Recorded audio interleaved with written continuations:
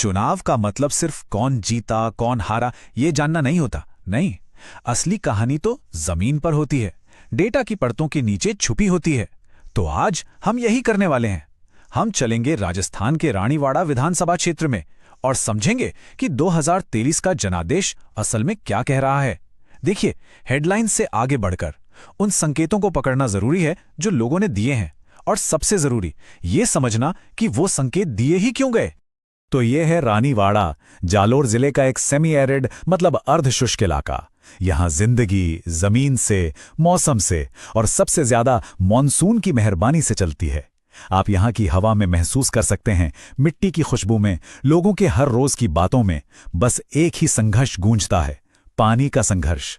और ये सिर्फ पीने के पानी की बात नहीं है, नहीं, ये तो आजीविका है, अर्थव्यवस्था की जान है। और इसीलिए आप समझ सकते हैं यहां की सारी राजनीति इसी के इर्द गिर्द घूमती है।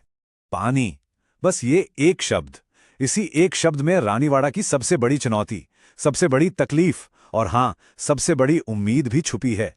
सोचिए, जब कुएं सूख जाते हैं, जमीन फट जाती है और फसलें आंखों के सामने ही दम तोड़ देती हैं, तो फिर और क्या मायने रखता है? कुछ नहीं। यहां की राजनीति की डिक्शनरी का यह पहला शब्द है और आखिरी भी। ये कोई चुनावी मुद्दा नहीं है, ये तो वजूद की लड़ाई है। पानी की लड़ाई तो है ही, लेकिन उसके साथ साथ और भी कई बुनियादी चीजें हैं जो यहां के समाज की जड़ें हैं। जैसे जमीन का मालिकाना हक, जिसे पट्टा कहते हैं। आप सोचिए, इसके बिना किसान ना तो बैंक से लोन ले सकता है, ना अपनी ही जमीन पर महफूज महसूस कर सकता है। फिर देखिए शिक्षा का हाल, स्कूल ठीक नहीं, टीचर नहीं, नतीजा बच्चे पढ़ाई बीच में ही छोड़ रहे हैं। एक पूरी की पूरी पीढ़ी पीछे जा रही है। और हां, एसटी समुदाय के लिए रिजर्वेशन, मतलब सिर्फ कागजों पर नहीं, असल में लोकल नौकरियों में उनका हक।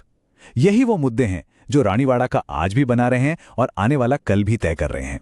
तो जाहिर है, जब 2023 में रानीवाड़ा ने वोट डाला तो वो इन्हीं सब जमीनी हकीकतों पर अपना फैसला सुना रहे थे।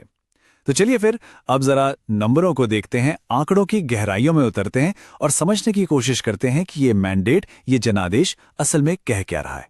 सबसे पहले ये नंबर देखिए, 78.56%। ये बहुत ज्यादा है, बहुत ऊंचा वोटर टर्नआउट। इसका क्या मतलब है?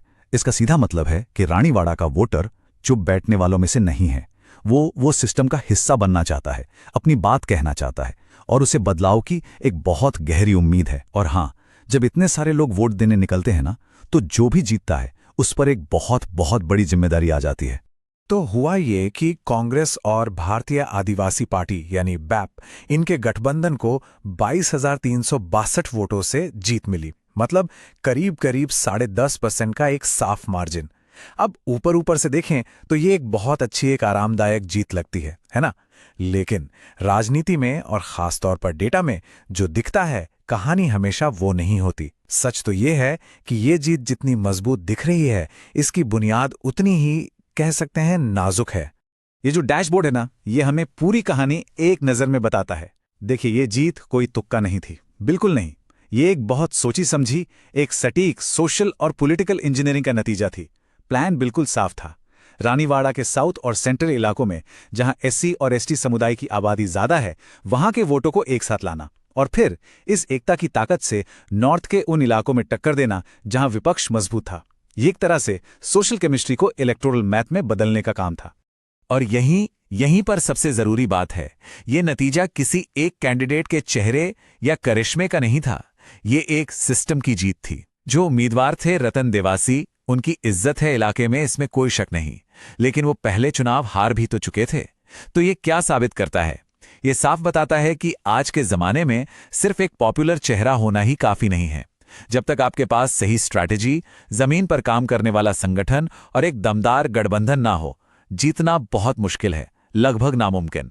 देखिए, जब हम इस तरह से वोटर डेटा को देखते हैं, उससे एनालाइज करते हैं, तो हमारे ऊपर एक बहुत बड़ी जिम्मेदारी भी आती है। हमारा संविधान एक ऐसे समाज की बात करता है जहां लोग जानकार हों और जहां बातचीत का मकसद समझ बढ़ाना हो, एक दूसरे को जोड़ना हो, ना कि तोड़ना। हमें ये याद रखना होगा कि हर नंबर के पीछे एक इंसान है, उसकी कहानी है, उसकी उम्मीदें हैं। उस गरिमा का, उस डिग्निटी का सम्मान करना सबसे पहले आता है। अच्छा, किसी भी जगह के वोटिंग पैटर्न को अगर सच में समझना है तो सिर्फ आज को देखने से काम नहीं चलता। हमें थोड़ा पीछे जाना पड़ता है, वोटर की याददाश्त में झांकना पड़ता है। तो सवाल यह है कि रानीवाड़ा का पॉलिटिकल इतिहास हमें क्या बताता है। चलिए देखते हैं पिछले 30 साल के नतीजे। एक बहुत ही दिलचस्प और गहरी कहानी कहते हैं। जरा इस टाइमलाइन पर नजर डालिए, क्या दिखता है? साफ है कि रानीवाड़ा एक क्लासिक स्विंग सीट है। मतलब यहां के लोग किसी एक पार्टी से हमेशा के लिए बंधे हुए नहीं हैं। यहां तो लहरें बदलती हैं और जोर शोर से बदलती हैं। आप देखिए, 1993 में बीजेपी 13% से जीती। फिर 2008 में कांग्रेस की वापसी हुई, वो भी करीब 16% के बड़े मार्जिन से। फिर 2013 में पासा पलटा, बीजेपी 16% से ज्यादा से जीत गई। तो ये पैटर्न क्या बताता है? ये बताता है कि यहां का वोटर जब अपना मन बदलता है तो फिर पूरी ताकत से बदलता है। तो इस सब का निचोड़ क्या है? निचोड़ ये है कि रानीवाड़ा का वोटर अंधभक्त नहीं है, बिल्कुल नहीं। वो बहुत प्रैक्टिकल है, बहुत व्यवहारिक। वो वोट देता है अपने रोज के तजुर्बे पर, जो विकास उसने अपनी आंखों से देखा है उस पर, और जमीनी मुद्दों पर। और सच कहूं तो यही इस इलाके की सबसे बड़ी ताकत है। ये एक डेमोक्रेटिक ताकत है। यही वो चीज है जो हर नेता को मजबूर करती है कि वो जवाबदेह बने रहें और काम करें असली मुद्दों पर, पानी, शिक्षा, जमीन का हक। ठीक है, तो अभी तक हमने प्रॉब्लम को समझा, उसका विश्लेषण किया। अब बात करते हैं समाधान की। तो ऐसे समझदार, ऐसे जागरूक वोटर का भरोसा जीतने के लिए, और सिर्फ जीतना नहीं, उसे बनाए रखने के लिए आखिर किस तरह की प्लानिंग, किस तरह के ब्लूप्रिंट की जरूरत पड़ती है? देखिए, कोई भी स्ट्रैटेजी बनाने से पहले अपनी ताकत और कमजोरी को ईमानदारी से देखना पड़ता है। गठबंधन की सबसे बड़ी स्ट्रेंथ क्या थी? कांग्रेस का नेटवर्क और बैप का ट्राइबल कनेक्ट। ये एक जबरदस्त कॉम्बिनेशन था। मौका क्या था?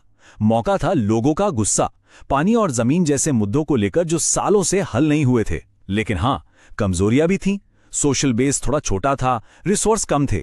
और खतरा था सामने वाली पार्टी का मजबूत संगठन और पोलराइजेशन का डर। तो इन सब चैलेंज से निपटने के लिए एक चतुर्मुख सिद्धांत, एक 4-फोल्ड पाथ बनाया गया। बहुत सिंपल। नंबर 1, चुनावी। हर एक बूथ पर फोकस करो, बड़े नेशनल मुद्दों पर नहीं बल्कि लोगों की रोजी रोटी के मुद्दों पर। नंबर 2, संगठनात्मक। दोनों पार्टियों को सिर्फ कागज पर नहीं, जमीन पर एक मशीन की तरह काम करवाना। Number 3, narrative. एक सीधी सादी भरोसेमंद कहानी, विकास की कहानी, जोड़ने की कहानी, तोड़ने की नहीं। और चौथा, रिसोर्स। जो भी पैसा, लोग और कम्युनिकेशन के तरीके हैं, उन्हें अक्लमंदी से सही जगह पर इस्तेमाल करना। देखिए, एक अच्छा चुनावी ब्लूप्रिंट सिर्फ चुनाव जिताने के लिए नहीं होता। उसका असली मकसद होता है बेहतर गवर्नेंस का रास्ता बनाना, एक पुल तैयार करना। सच तो यह है कि आप जिस तरह से अपना कैंपेन चलाते हैं ना, वही बता देता है कि आप सरकार कैसे चलाएंगे, आपका लीडरशिप स्टाइल क्या होगा। जैसे एक अच्छे नैरेटिव का ये उदाहरण देखिए, बाढ़ से नलों तक। अब ये सिर्फ एक नारा नहीं है, नहीं, ये एक बहुत पावरफुल और सीधा वादा है। ये लोगों को बताता है कि आप उनकी सबसे बड़ी प्रॉब्लम को सिर्फ समझते नहीं हैं, बल्कि उसे सुलझाने के लिए आपके पास एक क्लियर विजन भी है और इरादा भी। भरोसा वादों से नहीं बनता, काम करने के तरीके से बनता है। कैंपेन को सिर्फ भाषणबाजी से आगे ले जाना होगा, उसे एक पार्टनरशिप बनाना होगा। कैसे?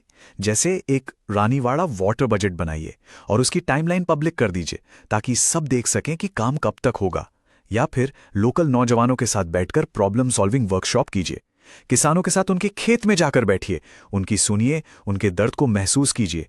तभी तो वादों से आगे बढ़कर प्रॉब्लम सॉल्व करने का एक साझा रास्ता बनेगा।